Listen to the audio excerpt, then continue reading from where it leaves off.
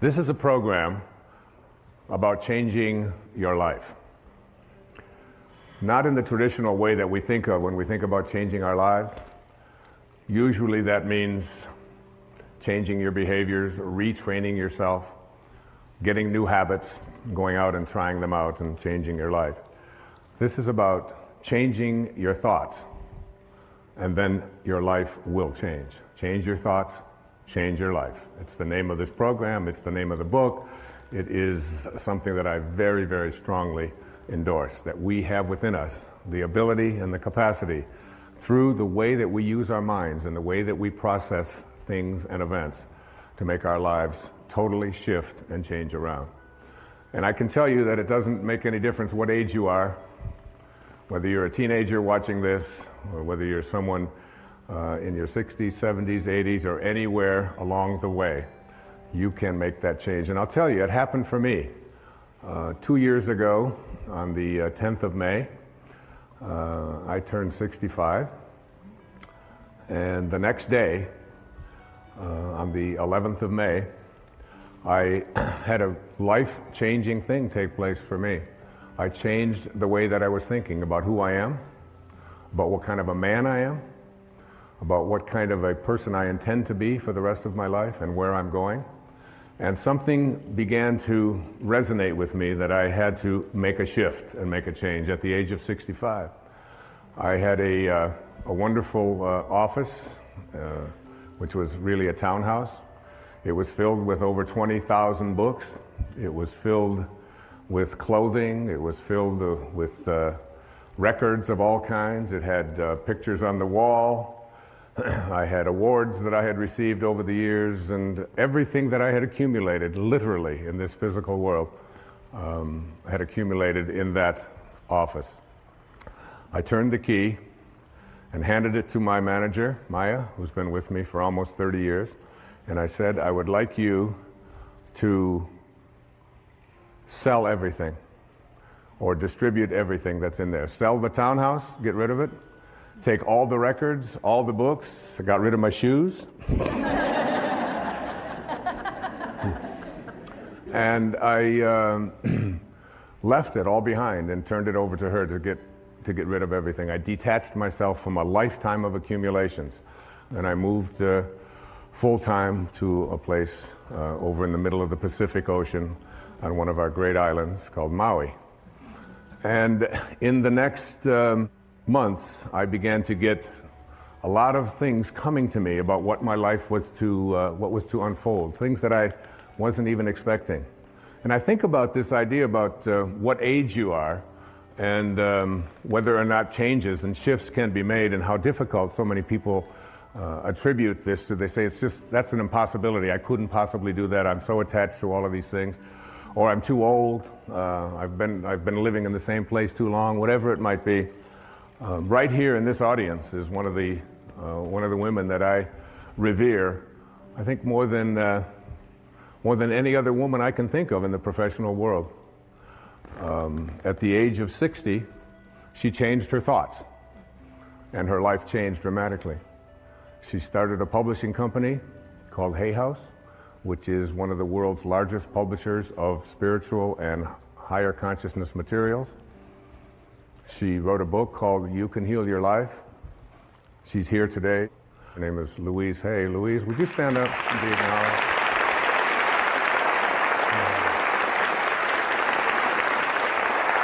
Thank you, sweetheart. Louise, with a great number of people from all over the world, just celebrated her 80th birthday. So,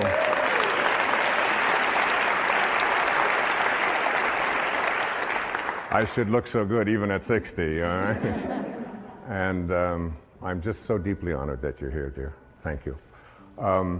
What happened for me in the next few months was absolutely life-changing. I had a friend tell me who was severely addicted to all kinds of drugs and alcohol, who was basically very close to death. He refused all kinds of treatment. He wouldn't go through the programs and so on. But he read a book, and the book was called The Tao Te Ching. The Tao Te Ching. T-A-O-T-E C-H-I-N-G, Tao Te Ching. Tao in ancient Chinese means the way, the great way. Qi is the term that means the application of or the virtue of. And Qing in ancient Chinese means book. So it's the book for applying the virtue of living the way. That's what this book means. And he told me that, and I thought, I've heard of the Tao Te Ching, I've heard of Taoism, I'm familiar with that. I had read about it when I was in college. I'd even lectured a little bit about it when I was teaching at a university in New York City, at St. John's University. It was something that I had sort of a cursory awareness of. But it wasn't something that I was really profoundly interested in. I was watching a TV show one night and someone talked about the Tao on there. I walk into a bookstore and there's a copy of the Tao. This is all happening in the 6 months or so that between when I had left and knowing that it was time for me to detach myself from all of the things that had been so much a part of my life and move on into a new area of my life. So I couldn't resist it any longer. And I said, I really want to read the Tao, and I'm going to take the next year, a full year. And in that year, what I would like to do is I would like to read each verse. There are 81 verses in the Tao Te Ching. You can read it in an afternoon, but you can study it for a lifetime. And in the studying of this, I said I would like to just take those 365 days for the next year, and in every 4 days, I'm going to read one verse. Some of them are only 4 lines long. Some of them are 12, 16 lines long. I'm going to create for myself a way of seeing if I can live this Tao. And what I did was I would read it, then I would meditate on it, I would walk on it, I would go swim on it. When I would do yoga, I would practice it, and then I would sit down after the 4th day, and I had a picture of the man who was considered to be the author of this, although there's no historical actual record of his name is Lao Tzu.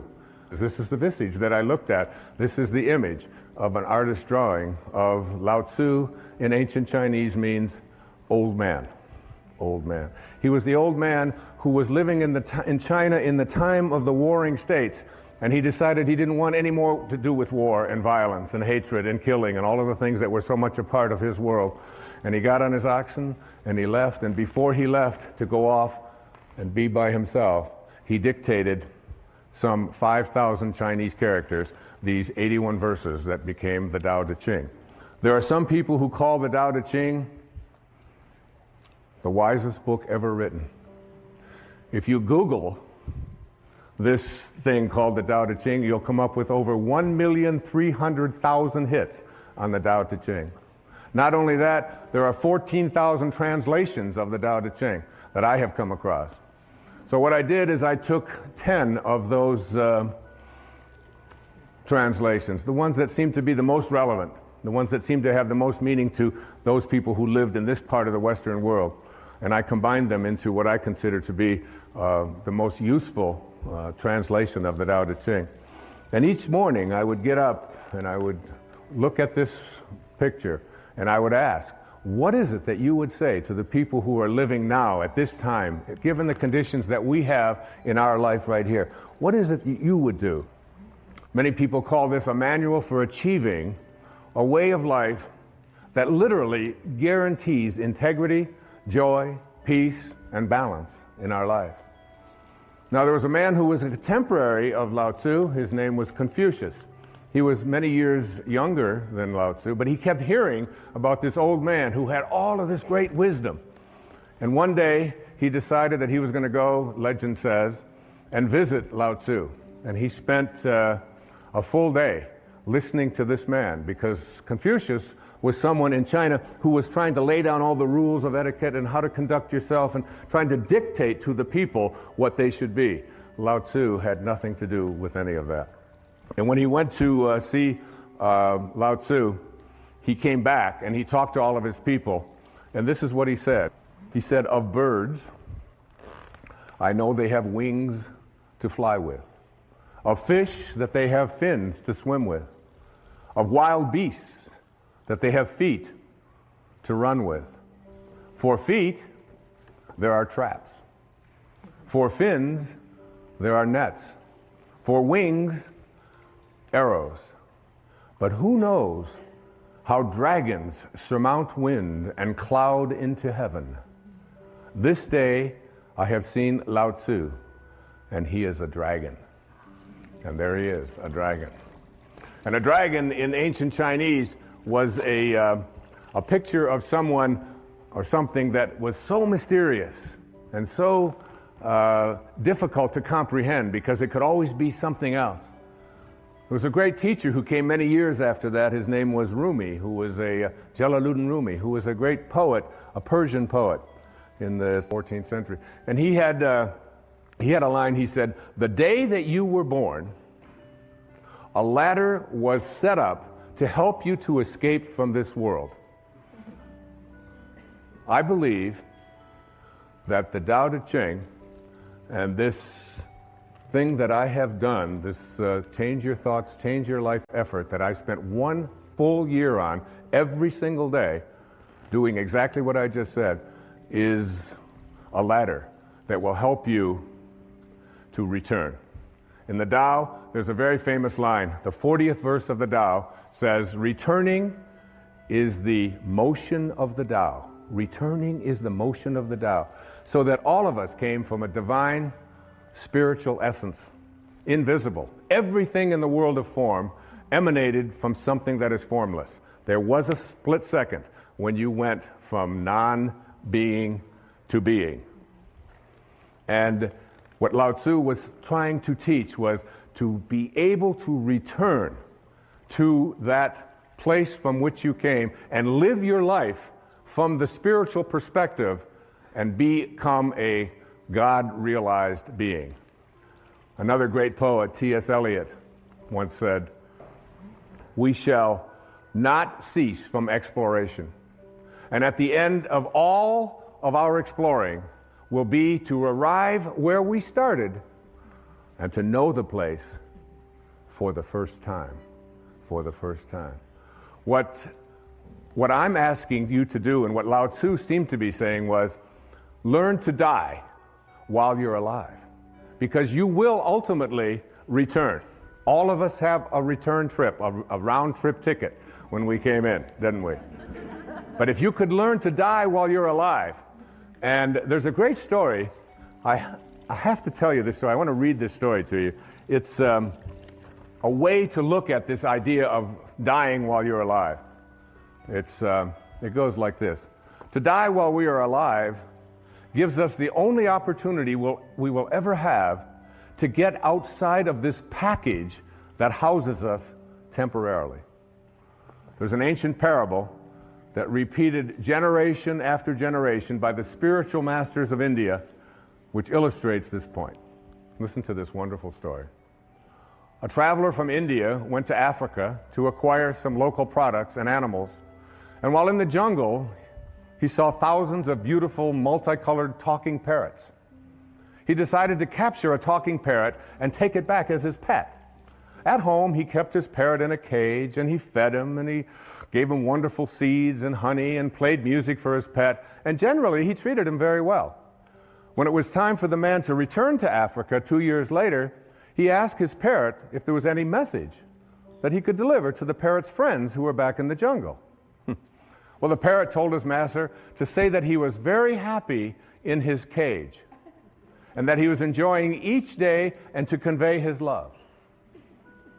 Well, when the traveler arrived back in Africa, he delivered the message to the parrots back in the jungle.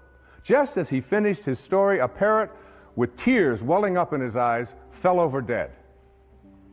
The man was alarmed, and he decided that the parrot must have been very close to the parrot in the cage, and that this was probably the reason for the sadness and for his demise.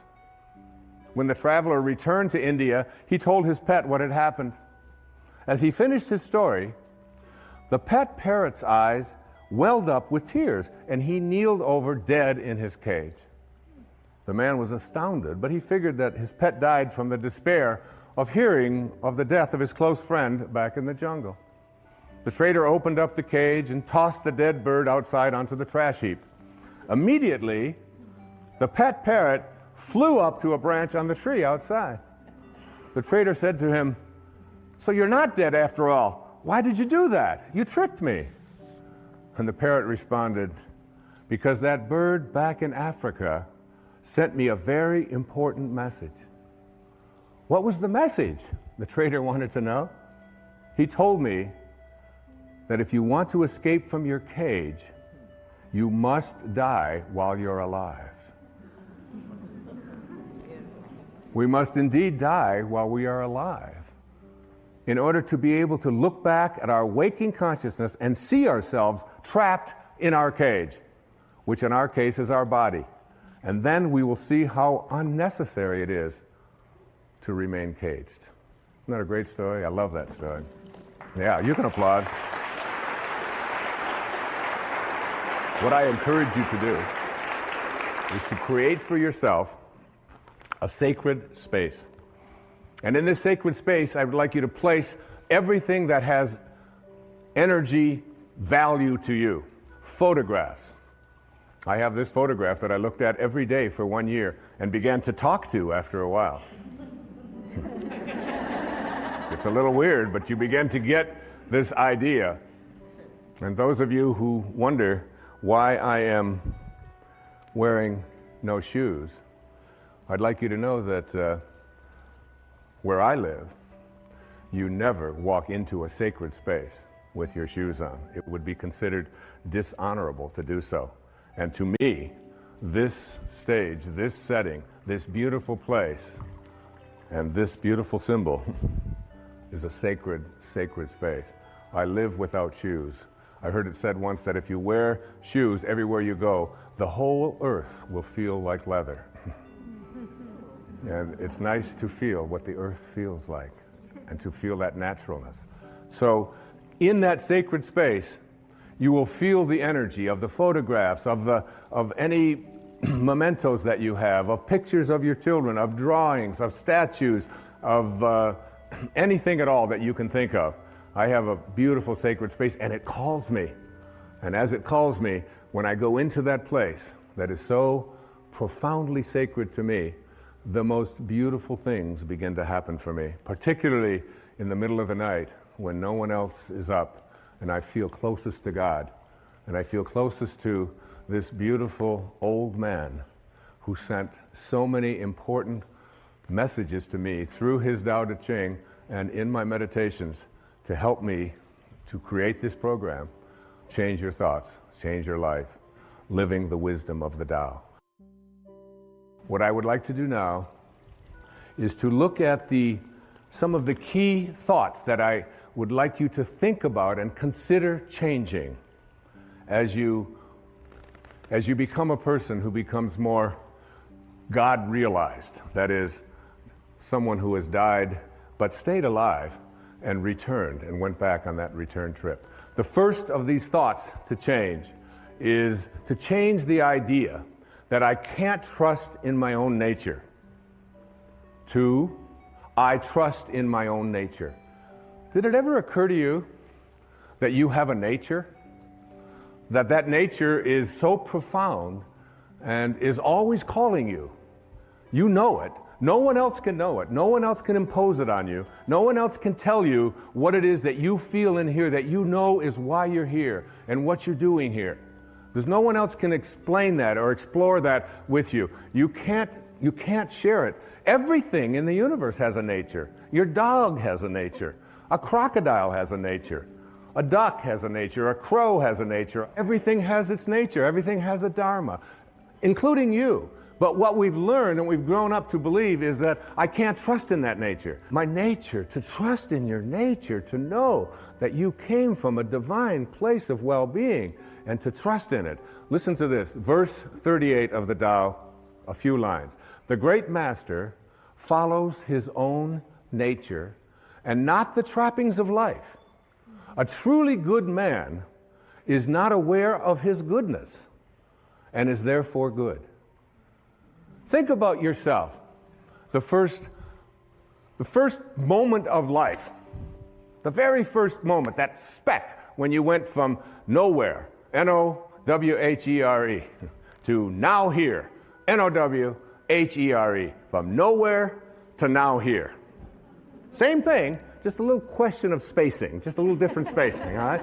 So you went from nowhere, now you're in now here, and where do you think you're going? Nowhere. Right? Back to nowhere. Who out there watching, who in this audience isn't going back to nowhere? That's where we're all headed, back to nowhere. So in that split second, then you lived inside your mother's womb for 9 months. And in that 9-month period of time, you trusted your nature. You didn't have a sonogram and say, my God, I don't have a nose. This is very scary. What if it doesn't show up on time? Or you didn't do any of that. You trusted completely in your own nature, right? And so did your mother. There's very little that you can do, because what you were to become, everything that this physical body needed, was all handled in there. And also, beyond what was needed for your physical world, and what Lao Tzu called the world of the 10,000 things. The 10,000 things. There's 10 zillion things, obviously, in the physical world, but that's how he named it, the world of the 10,000 things. And in that world of the 10,000 things, everything returns back to its source. But while you're in that place, and why wouldn't you believe, even maybe for a second, that not only was my physiology all handled for me, but everything else that I needed, if I could just stop interfering with it and stop other people from doing it, that everything I needed. And that's a big part of understanding change your thoughts, change your life. It's a big part of that. The idea that I have a nature that I can trust, not something that I have to be afraid of, and I can stop letting other people interfere with it as well. So what happens? We go through those 9 months, totally uninterrupted. We have no questions. Everything works out. And then what? We say the very first thing, we pop out after 9 months, we'll take over from here.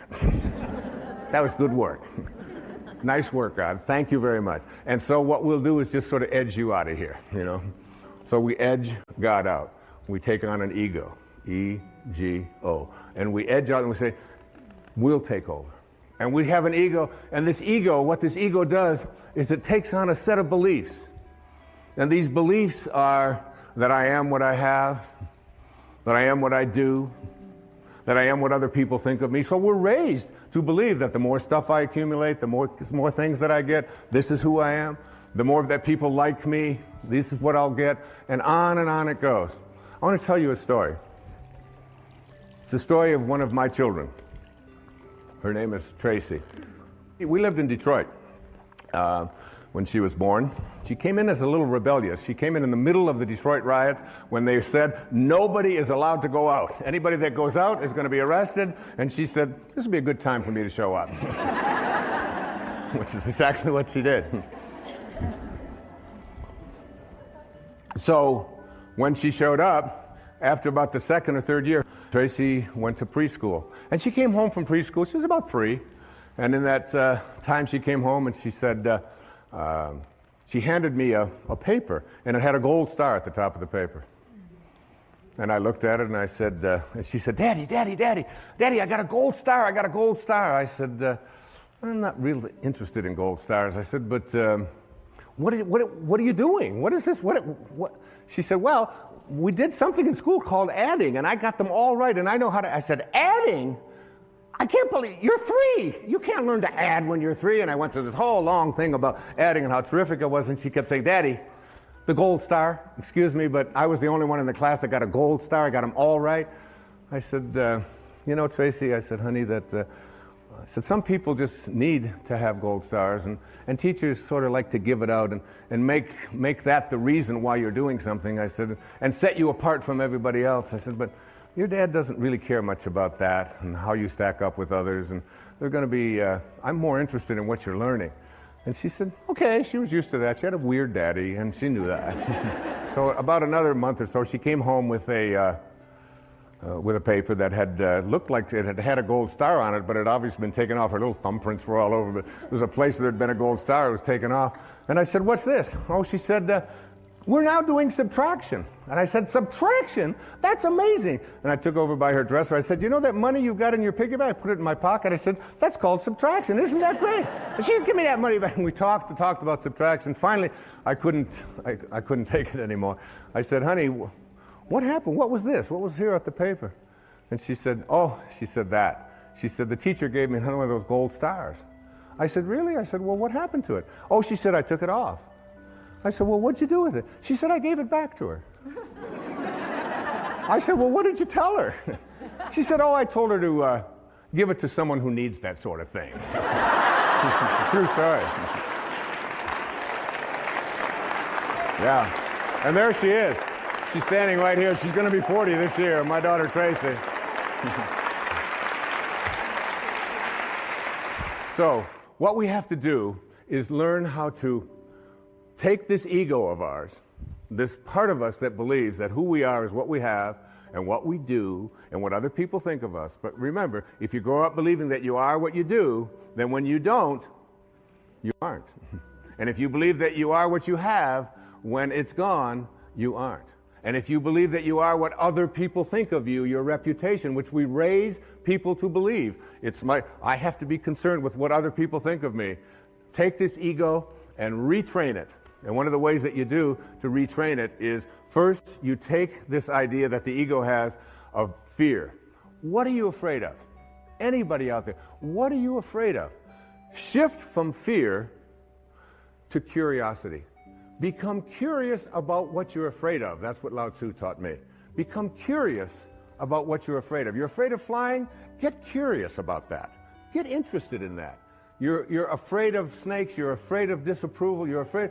Just shift from fear and say, I'm going to become more curious about what I'm afraid of. And then take all of the things that you're attached to, like all of your photographs, like all of your furniture, like all of your clothing, like all of the stuff that you find so much attachment to, and start letting it go.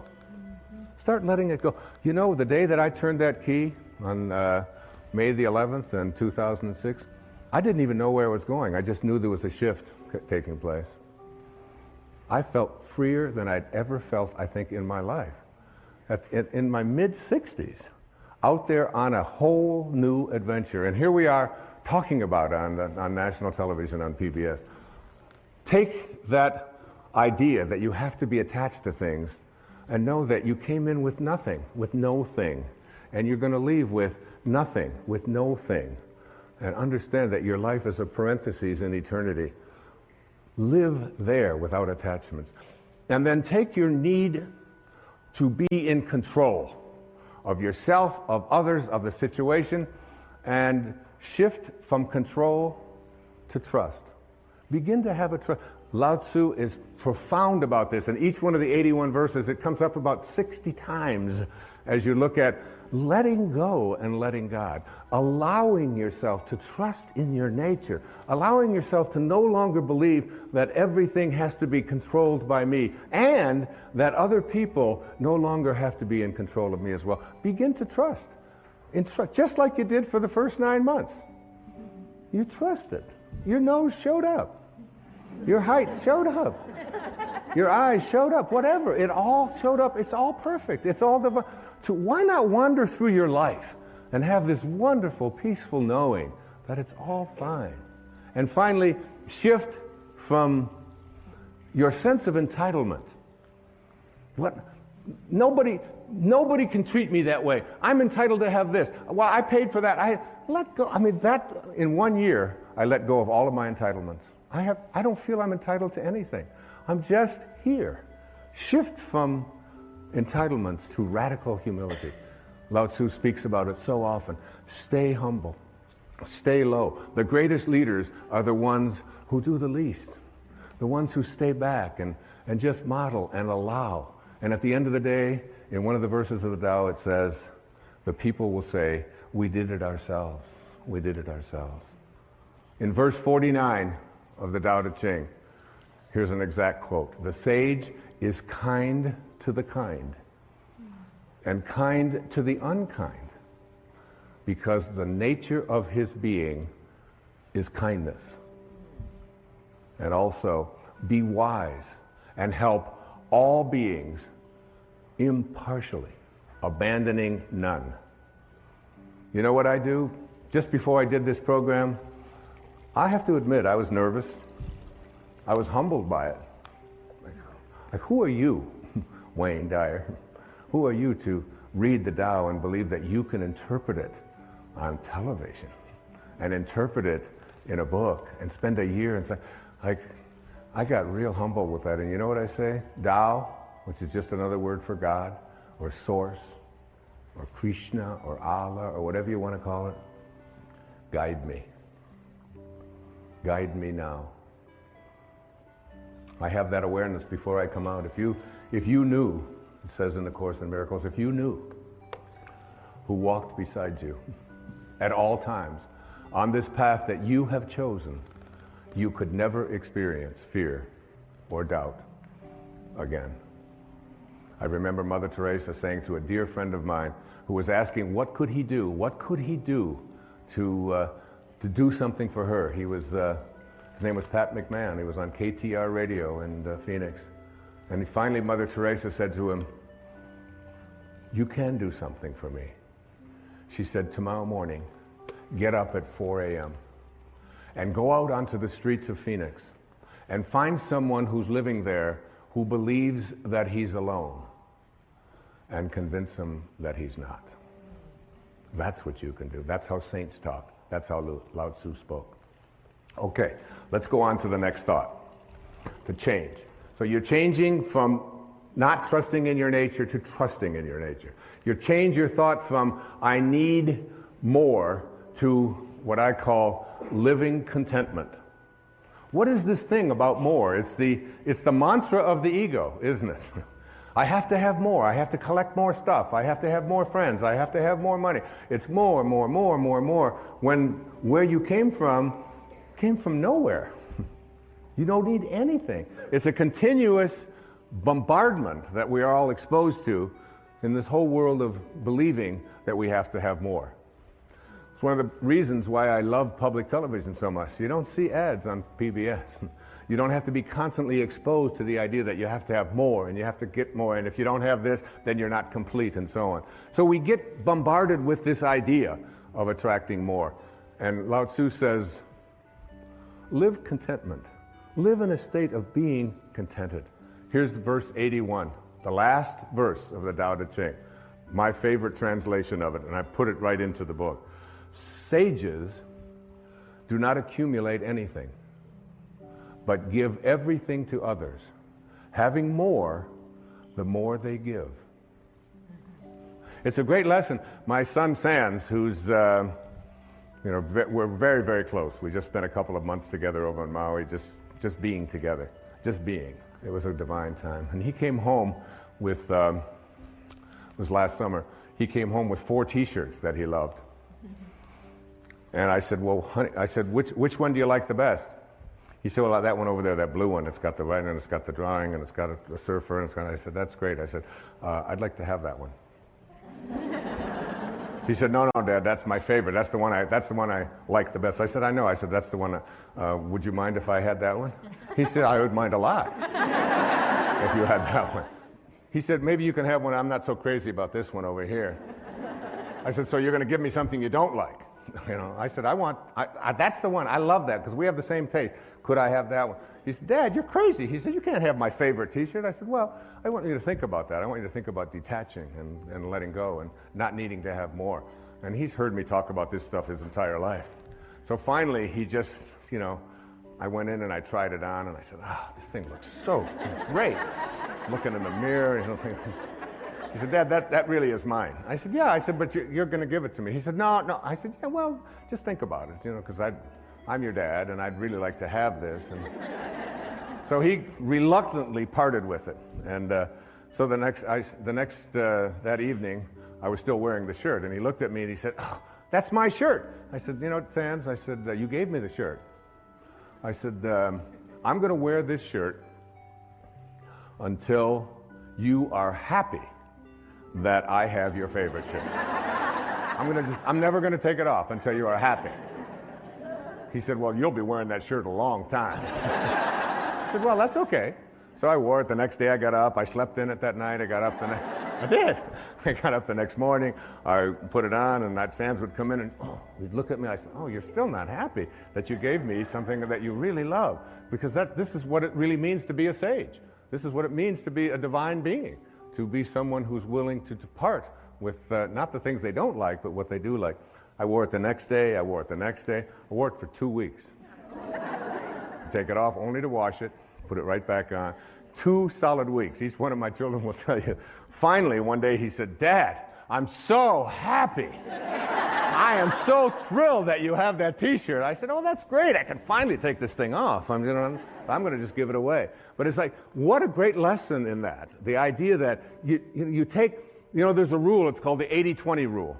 And in the 80-20 rule, it says everything that you have, all of your stuff,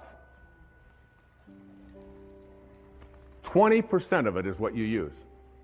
All of your clothes in your closet, 20%. You just keep using the same 20% over and over. 80% of the clothing that you have in your closet for so many people is something that you never use. You don't wear. You look at it, you store it, you think, well, there might come a day, I can't part with that, even though you've been carting it around. Every time you move it and you put it. Take the 80% that you don't use, says Lao Tzu, and give it away. Give it away. Lao Tzu said that when your cup is full, stop pouring. When your cup is full, stop pouring. We have an obesity crisis in the United States, in the Western world. The obesity crisis can be handled if you just read the Tao. If you realize, in verse 33, it says, if you realize you have enough, you are truly rich. If you could just learn something called portion control, where you just take a bite and you say, is my cup full? Stop pouring. Stop pouring. In other words, instead of filling yourself with that which is already a surplus, in the Tao it teaches us to take surpluses and to reduce them, and to take deficiencies and increase them, so that we create balance in our lives, to be in balance. You can take the jewelry that you don't use. You can take the clothing and then once you've given away the 80% that you don't use, take one of the things that you really like and practice giving that away. It's such a wonderful way. Listen to this poem. It was written by a great Persian poet named Hafiz. It says, even after all this time, the sun never says to the earth, you owe me. Just look what happens with a love like that. It lights up the whole sky. It lights up the whole sky. There's no owing. There's no owing. You don't have to be, you can practice living a state of contentment. This was so powerful for me. You just can't imagine how good it felt for one entire year to walk through every day and say, I'm content. I'm content. I start out every morning of my life. The first words, Hafiz says, if there's only one prayer that you say every day, make it thank you. Just say thank you. That's how I start. Wake up, thank you, God. Thank you. Thank you, Source. Thank you, Tao. Whatever you want to call. The opening line of the Tao says, the Tao that can be named is not the Tao. As soon as you put a name on it, it dissolves. There's no name for it. It's just endlessly, invisibly, constantly in a state of creating out of a state of love, out of a state of love, out of a state of love, out of a state of love, out of a state of